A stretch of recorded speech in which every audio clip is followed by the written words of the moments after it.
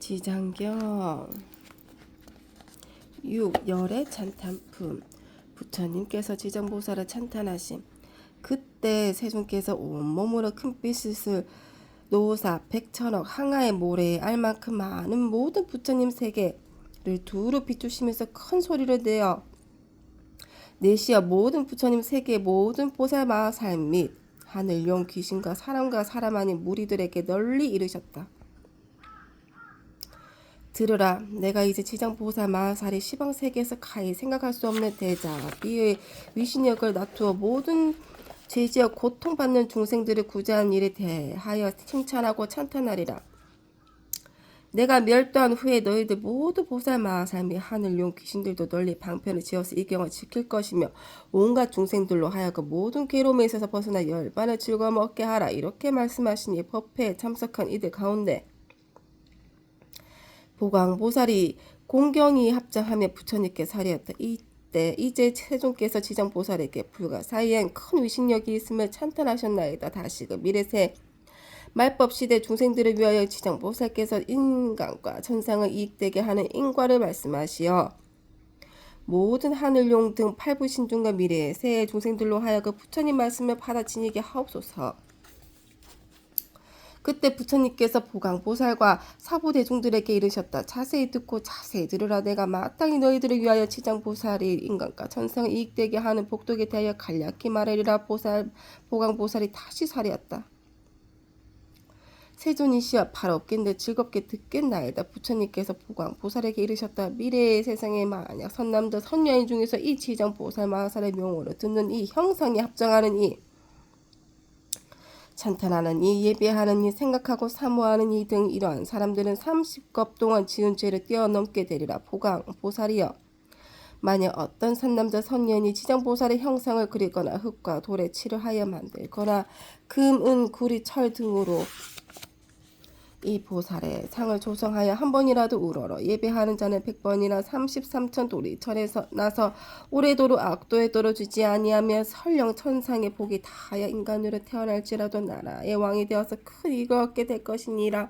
만약 어떤 여인이 여인의 몸을 싫어하는데 정성을 다하여 지정보살의 형상을 그리거나 흙과 돌에 칠하여 만들거나 금은 구리철 등으로 형상을 만들어 공양하되 날마다 열심히 하여 물러남이 없이 항상 꽃향 음식 의복 비단 당번 깃발 돈 보물 등으로 공양하며 이 선여인은 한 번 받은 여인의 몸이 다하면 백천만급에 다시 여인이 있는 세계에도 나지 않게 되나니 어찌 다시 여인의 몸을 받겠는가. 다만 자비 원력으로 중생을 제도하기 위하여 스스로 여인의 몸을 받는 것을 제외하고는 이 지장보살의 공양한 힘과 지장보살의 공덕의 힘을 입는 까닭으로 이 사람은 백천만급에 다시는 여인의 몸을 받지 않으리라.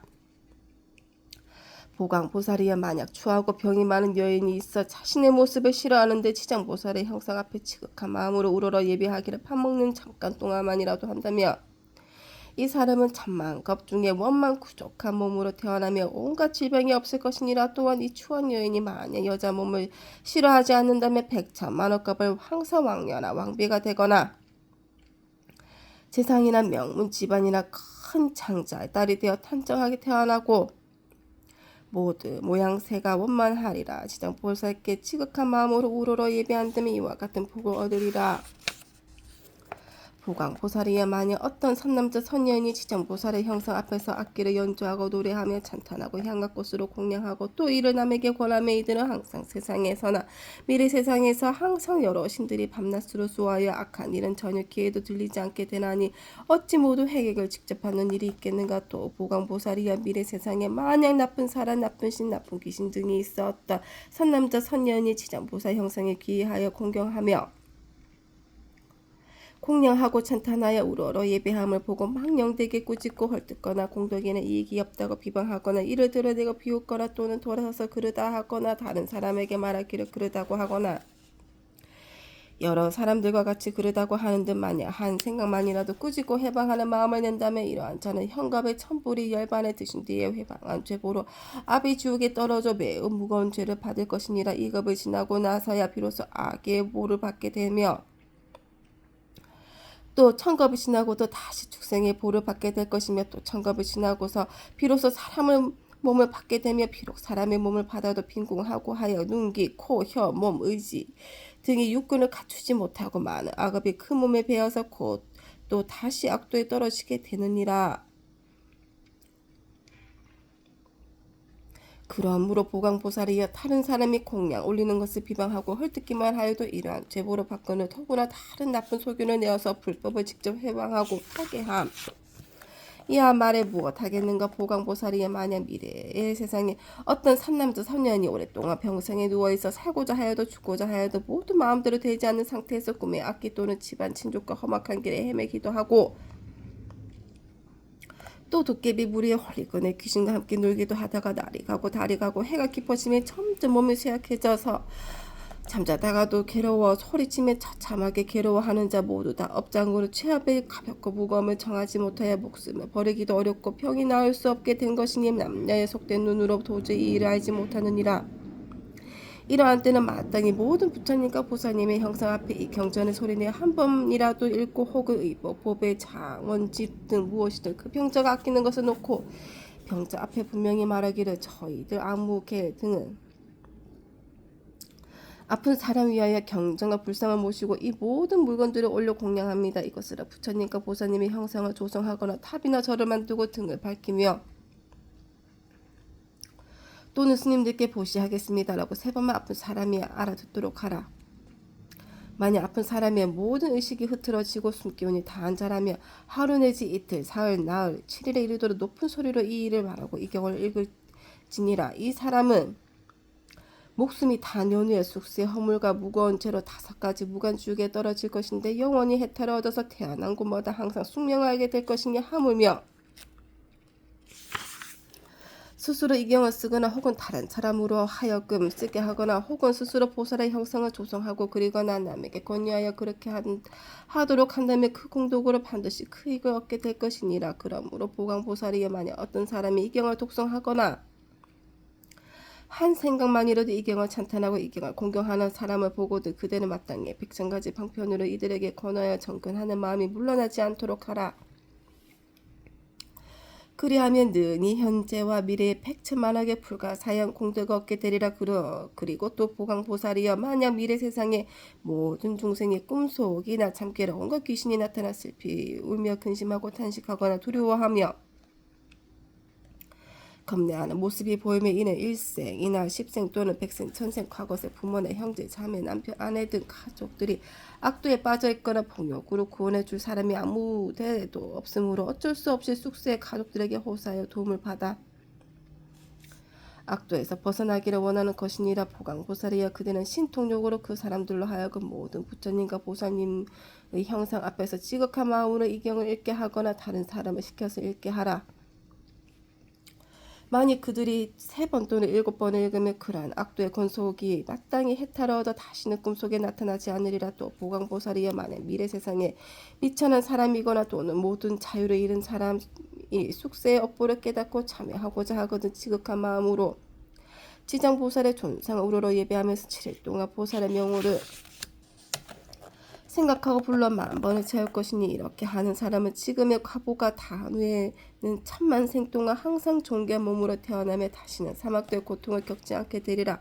보강보살이의 미래 새의 연부제 파라문 찰제리 크샤트리아 무사 계급 창자 거사 등 모든 사람들과 그 밖의 모든 종족이라도 새로 태어나는 자가 남자이거나 여자이거나 7일 이내에 이 불가사한 경전을 읽어주고 다시 보살의 명월에 10,000번 불러주면 비록 숙세의 허물로 인하여 죄보를 받을지라도 곧 해탈을 얻게 되고 안락하게 잘 자라고 수명이 연장될 것이며 만약 그가 복을 받아 태어난 자라면 안락과 수명을 더하게 될 것이니라. 보강보살이여 미래 새 중생들은 매달 1일, 8일, 14일, 15일, 18일, 23일, 24일, 28일, 29일과 30일에는 모든 죄를 모아 그 가볍고 무거움을 결정한다. 대개 무죄 중생으로 몸을 움직이고 마음을 쓰는 것이 업이 아님이 없고 죄 아닌 것이 없는데 어찌 하물며 방자한 마음으로 산목숨을 죽이거나 해치며 도둑질을 하고